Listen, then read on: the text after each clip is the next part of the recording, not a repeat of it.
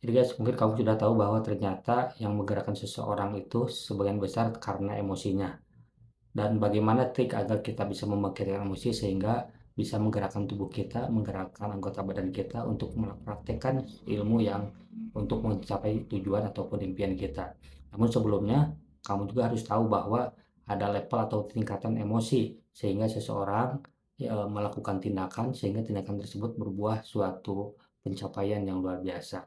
Jadi ada satu level yang pertama adalah bagaimana emosi itu merubah rasa takut menjadi rasa berani. Dan itu ada tekniknya tersendiri bagaimana dengan merubah gerakan ataupun merubah fokus ataupun mengubah pola pertanyaan.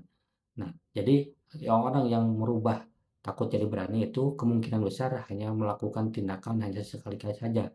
Ketika dia takut untuk berbuat, dia mencoba-coba, namun diperlukan lagi level berikutnya agar tindakan-tindakan tersebut bisa menjadi level yang lebih tinggi lagi. Nah, level yang kedua adalah mengubah berani menjadi komitmen. Kadang-kadang ketika orang berani saja ketika di tengah jalan menemui kendala, menemui berbagai hambatan akan gembos, akan kembali lagi tidak melakukan tindakan tersebut. Ketika dia mencoba sekali ternyata tidak mengenakan atau tidak nyaman, dia akan berhenti di tengah jalan. Namun berbeda dengan level yang yang kedua ini ya komitmen, bahwa ketika orang sudah memiliki level komitmen dalam emosinya, suka duka dia jalani. Apapun yang terjadi dia tetap maju.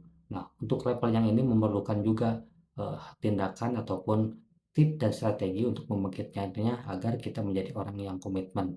Itu ada yang namanya dengan bagaimana menciptakan ataupun menuliskan kesengsaraan yang teramat sangat sehingga membangkitkan emosi kita, dan juga yang kedua adalah bagaimana kita juga membayangkan kesenangan yang teramat sangat. Jadi karena manusia itu hanya tergerak pada dua hal. Yang pertama yaitu bagaimana dia mengejar kesenangan, dan yang kedua yaitu bagaimana menghindari kesengsaraan.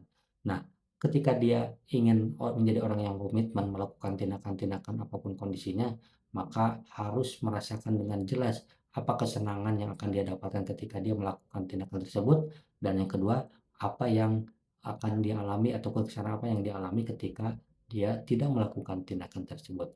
Nah, ada level yang lebih tinggi dari komitmen yaitu level iman.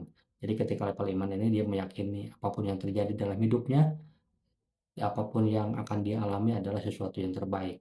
Dia akan senantiasa berbaik sangka terhadap Tuhan ataupun Allah Subhanahu wa taala. Dan apapun yang terjadi, dia akan tetap pasrah dan sangat bahagia dengan apa pencapaian yang dia alami ataupun yang dia dapatkan, apapun itu hasilnya.